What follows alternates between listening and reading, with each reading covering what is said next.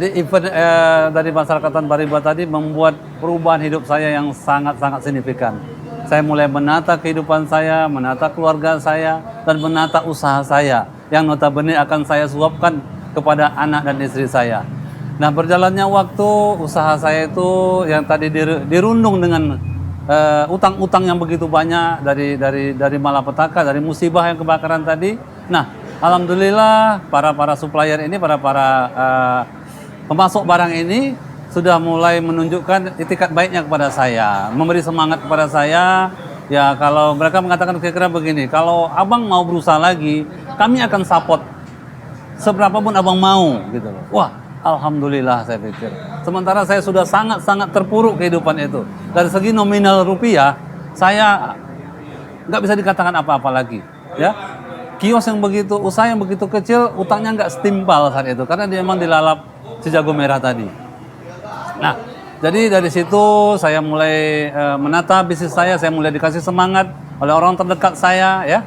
Kemudian event-event ini, ya, pelatihan-pelatihan di masyarakat Tanpa Riba terus saya respect, ya, terus saya respect dan menunjukkan lampu hijau, pencerahan yang membaik, baik dari segi kehidupan kita, cara berpikir kita, ya, ibadah kita, begitu juga dengan usaha kita. Bagaimana cara mengelola uang itu cara Islam, gitu loh. Kemana uang itu mau dibelanjakan?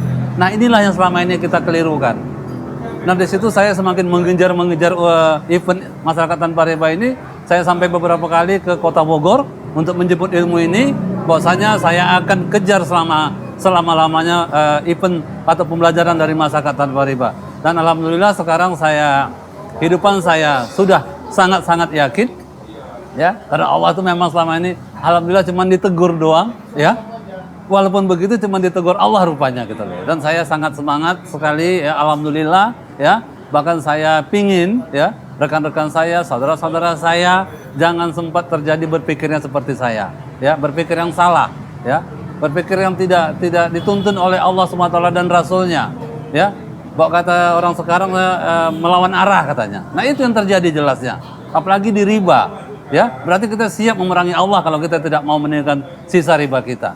Nah, akhirnya dari titik itu saya mulai bergabung dengan teman-teman sedaerah ini, ya, sedaerah Kota Medan dan bahkan di Sumatera Utara. Saya begitu respect dengan pembelajarannya, terjalin hubungan silaturahmi senusantara ini.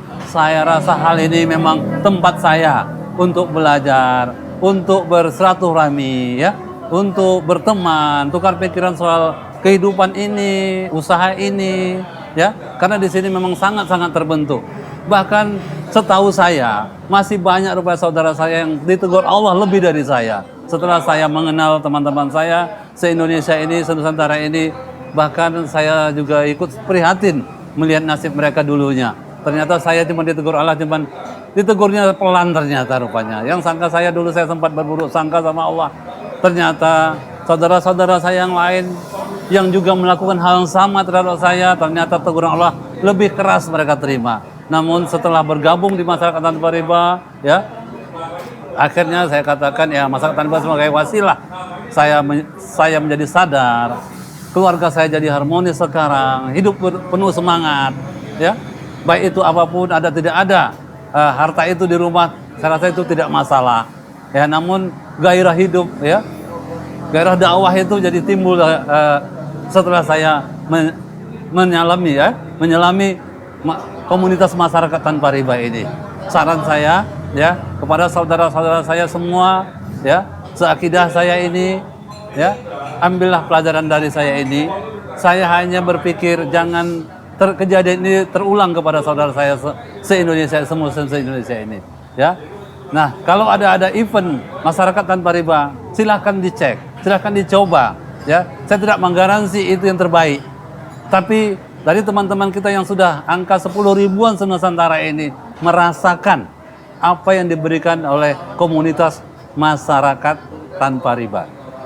Saya tidak bisa memberikan banyak pembelajaran di sini, saya hanya berbagi pengalaman saya dari nol, ya, sampai titik puncak yang juga lumayan aman dari segi keuangan, ya, sampai kehancuran yang sangat naudzubillah min dzalik, ya. Sekali lagi saya menghimbau, ya, kepada siapa saja pengusaha itu, Ya, pekerjakah itu, pegawai-kah itu, ya, apapun itu, ya, pengajarkah dia, mohon jangan disinggahi yang namanya riba.